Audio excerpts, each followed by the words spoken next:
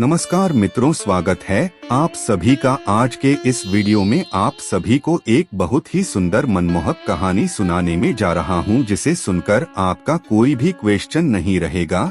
तो आप इस वीडियो को पूरा जरूर देखिएगा। इससे पहले कि आप कहानी में खो जाएं, उससे पहले चैनल को सब्सक्राइब कर लीजिए और कमेंट में हर हर महादेव एक बार लिख दीजिए। चलिए मजेदार कहानी को बिना किसी देरी के सुनते हैं। फिर से बोल रहा हूँ, कहानी पूरा सुनिएगा तभी मजा आएगा।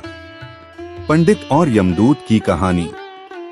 एक समय की बात है, एक बहुत ही ज्ञानी पंडित था। वह अपने एक बचपन के घनिष्ठ मित्र से मिलने के लिए किसी दूसरे गांव जा रहा था, जो कि बचपन से ही गूंगा व एक पैर से अपाहिज था। उसका गांव काफी दूर था और रास्ते में कई और छोटे छोटे गांव भी पड़ते थे। पंडित अपनी धुन में चला जा रहा था कि रास्ते में उसे एक आदमी मिल गया, जो दिखने में बड़ा ही हष्टपुष्ट था। वह भी पंडित के साथ ही चलने लगा। पंडित ने सोचा कि चलो अच्छा ही है, साथ साथ चलने से रास्ता जल्दी कट जाएगा। पंडित ने उस आदमी से उसका नाम पूछा तो उस आदमी ने अपना नाम महाकाल बताया। पंडित को ये नाम बड़ा अजीब लगा, लेकिन उसने नाम के विषय में और कुछ पूछना उचित नहीं समझा। दोनों धीरे धीरे चलते रहे। तभी रास्ते में एक गांव आया। महाकाल ने पंडित से कहा, तुम आगे चलो, मुझे इस गांव में एक संदेशा देना है। मैं तुमसे आगे मिलता हूँ। ठीक है कहकर पंडित अपनी धुन में चलता रहा। तभी एक भैंसे ने एक आदमी को मार दिया और जैसे ही भैंसे ने आदमी को मारा, लगभग तुरंत ही महाकाल वापस पंडित के पास पहुंच गया। चलते चलते दोनों एक दूसरे गांव के बाहर पहुंचे, जहां एक छोटा सा मंदिर था। ठहरने की व्यवस्था ठीक लग रही थी और क्योंकि पंडित के मित्र का गांव अभी काफी दूर था, साथ ही रात्रि होने वाली थी, सो पंडित ने कहा, रात्रि होने वाली है, पूरा दिन चले हैं, थकावट भी बहुत हो चुकी है, इसलिए आज की रात हम इसी मंदिर में रुक जाते हैं। भूख भी लगी है, सो भोजन भी कर लेते हैं और थोड़ा विश्राम करके सुबह फिर से प्रस्थान करेंगे। महाकाल ने जवाब दिया, ठीक है, लेकिन मुझे इस गांव में किसी को कुछ सामान देना है, सो मैं देकर आता हूँ। तब तक तुम भोजन कर लो, मैं बाद में खा लूंगा।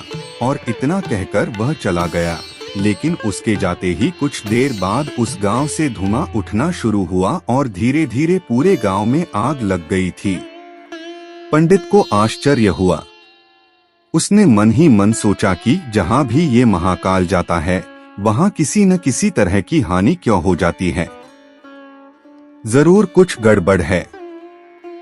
लेकिन उसने महाकाल से रात्रि में इस बात का कोई जिक्र नहीं किया। सुबह दोनों ने फिर से अपने गंतव्य की ओर चलना शुरू किया। कुछ देर बाद एक और गांव आया और महाकाल ने फिर से पंडित से कहा कि पंडित जी, आप आगे चलें, मुझे इस गांव में भी कुछ काम है, सो मैं आपसे आगे मिलता हूँ।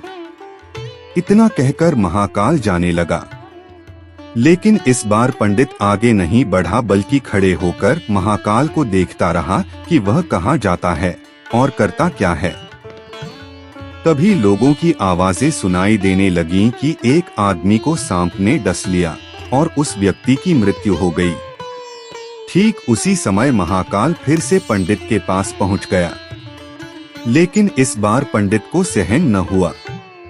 उसने महाकाल से पूछ ही लिया कि तुम जिस गांव में भी जाते हो, वहां कोई न कोई नुकसान हो जाता है। क्या तुम मुझे बता सकते हो कि आखिर ऐसा क्या होता है? महाकाल ने जवाब दिया, पंडित जी, आप मुझे बड़े ज्ञानी मालूम पड़े थे, इसीलिए मैं आपके साथ चलने लगा था, क्योंकि ज्ञानियां का संग हमेशा अच्छा होता है। लेकिन क्या सचमुच आप अभी तक नहीं समझे कि मैं कौन हूँ? पंडित ने कहा, मैं समझ तो चुका हूँ, लेकिन कुछ शंका है, सो यदि आप ही अपना उपयुक्त परिचय दे दें तो मेरे लिए आसानी होगी। महाकाल ने जवाब दिया कि मैं यमदूत हूँ और यमराज की आज्ञा से उन लोगों के प्राण हरण करता हूँ जिनकी आयु पूर्ण हो चुकी है। हालांकि पंडित को पहले से ही इसी बात की शंका थी। फिर भी महाकाल के मुंह से ये बात सुनकर पंडित थोड़ा घबरा गया, लेकिन फिर हिम्मत करके पूछा कि अगर ऐसी बात है और तुम सचमुच ही यमदूत हो तो बताओ अगली मृत्यु किसकी है। यमदूत ने जवाब दिया कि अगली मृत्यु तुम्हारे उसी मित्र की है जिसे तुम मिलने जा रहे हो, और उसकी मृत्यु का कारण भी तुम ही होगे। ये बात सुनकर पंडित ठिठक गया और बड़े पशोपेश में पड़ गया कि यदि वास्तव में वह महाकाल एक यमदूत हुआ तो उसकी बात सही होगी और उसके कारण मेरे बचपन के सबसे घनिष्ठ मित्र की मृत्यु हो जाएगी। इसलिए बेहतर यही है कि मैं अपने मित्र से मिलने ही न जाऊं, कम से कम मैं तो उसकी मृत्यु का कारण नहीं बनूंगा। तभी महाकाल ने कहा कि तुम जो सोच रहे हो वो मुझे भी पता है, लेकिन तुम्हारे अपने मित्र से मिलने न जाने के विचार से नियति नहीं बदल जाएगी। तुम्हारे मित्र की मृत्यु निश्चित है और वह अगले कुछ ही क्षणों में घटित होने वाली है। महाकाल के मुख से ये बात सुनते ही पंडित को झटका लगा, क्योंकि महाकाल ने उसके मन की बात जान ली थी, जो कि किसी सामान्य व्यक्ति के लिए तो संभव ही नहीं थी। फलस्वरूप पंडित को विश्वास हो गया कि महाकाल सचमुच यमदूत ही है। इसलिए वह अपने मित्र की मृत्यु का कारण न बने, इस हेतु वह तुरंत पीछे मुड़ा और फिर से अपने गांव की तरफ लौटने लगा। परंतु जैसे ही वह मुड़ा, सामने से उसे उसका मित्र उसी की ओर तेजी से आता हुआ दिखाई दिया, जो कि पंडित को देखकर अत्यधिक प्रसन्न लग रहा था। अपने मित्र के आने की गति को देख पंडित को ऐसा लगा जैसे कि उसका मित्र काफी समय से उसके पीछे पीछे ही आ रहा था, लेकिन क्योंकि वह बचपन से ही गूंगा व एक पैर से अपाहिज था, इसलिए न तो पंडित तक पहुंच पा रहा था और न ही पंडित को आवाज देकर रोक पा रहा था। लेकिन जैसे ही वह पंडित के पास पहुंचा, अचानक न जाने क्या हुआ और उसकी मृत्यु हो गई।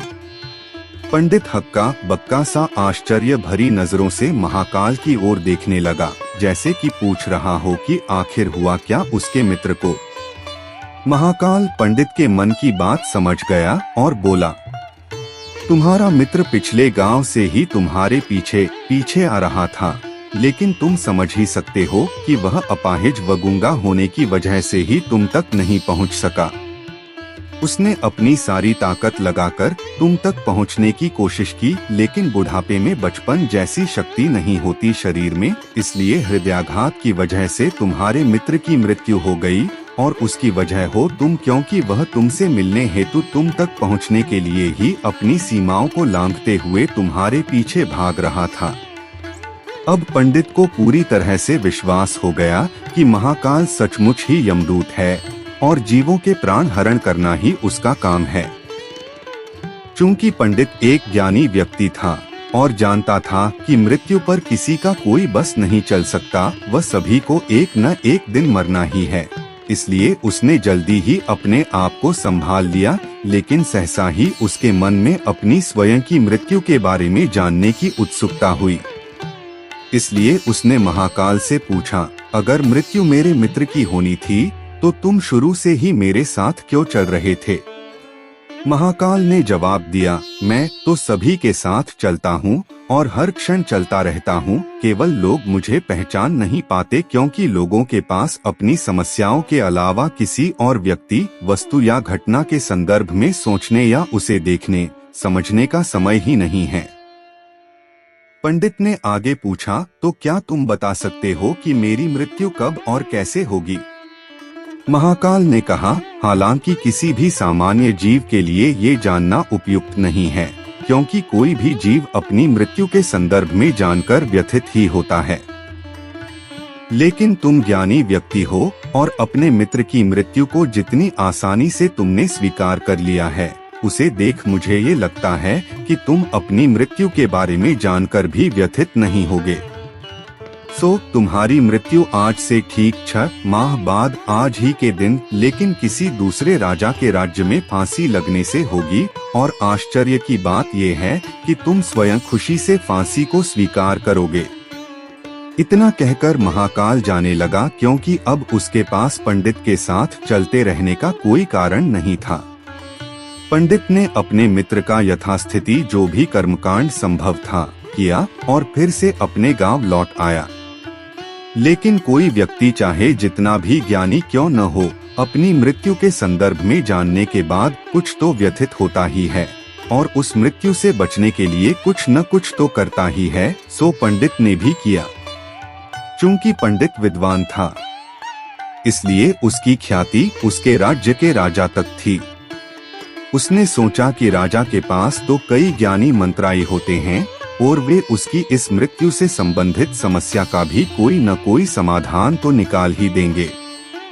इसलिए वह पंडित राजा के दरबार में पहुंचा और राजा को सारी बात बताई। राजा ने पंडित की समस्या को अपने मंत्रियों के साथ बांटा और उनसे सलाह मांगी। अंत में सभी की सलाह से ये तय हुआ कि यदि पंडित की बात सही है तो जरूर उसकी मृत्यु 6 महीने बाद होगी, लेकिन मृत्यु तब होगी जबकि वह किसी दूसरे राज्य में जाएगा। यदि वह किसी दूसरे राज्य में जाए ही न तो मृत्यु नहीं होगी। ये सलाह राजा को भी उपयुक्त लगी, सो उसने पंडित के लिए महल में ही रहने हेतु उपयुक्त व्यवस्था करवा दी।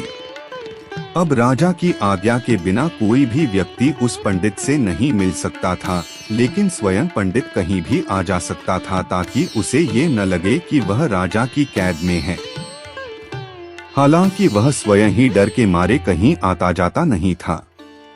धीरे धीरे पंडित की मृत्यु का समय नजदीक आने लगा और आखिर वह दिन भी आ गया जब पंडित की मृत्यु होनी थी। तो जिस दिन पंडित की मृत्यु होनी थी उससे पिछली रात पंडित डर के मारे जल्दी ही सो गया, ताकि जल्दी से जल्दी वह रात और अगला दिन बीत जाए और उसकी मृत्यु टल जाए। लेकिन स्वयं पंडित को नींद में चलने की बीमारी थी और इस बीमारी के बारे में वह स्वयं भी नहीं जानता था। इसलिए राजा या किसी और से इस बीमारी का जिक्र करने अथवा किसी चिकित्सक से इस बीमारी का इलाज करवाने का तो प्रश्न ही नहीं था। चूंकि पंडित अपनी मृत्यु को लेकर बहुत चिंतित था और नींद में चलने की बीमारी का दौरा अक्सर तभी पड़ता है जब ठीक से नींद नहीं आ रही होती। सो उसी रात पंडित रात को नींद में चलने का दौरा पड़ा। वह उठा और राजा के महल से निकलकर अस्तबल में आ गया। चूंकि वह राजा का खास मेहमान था, इसलिए किसी भी पहरेदार ने उसे न ताए रोका न किसी तरह की पूछताछ की। अस्तबल में पहुंचकर वह सबसे तेज दौड़ने वाले घोड़े पर सवार होकर नींद की बेहोशी में ही राज्य की सीमा से बाहर दूसरे राज्य की सीमा में चला गया। इतना ही नहीं, वह दूसरे राज्य के राजा के महल में पहुंच गया और संयोग हुआ ये कि उस महल में भी किसी पहरेदार ने उसे नहीं रोका, नहीं कोई पूछताछ की, क्योंकि सभी लोग रात के अंतिम प्रहर की गहरी नींद में थे। वह पंडित सीधे राजा के शयन कक्ष में पहुंच गया। रानी के एक ओर उस राज्य का राजा सो रहा था, दूसरी ओर स्वयं पंडित जाकर लेट गया। सुबह हुई तो राजा ने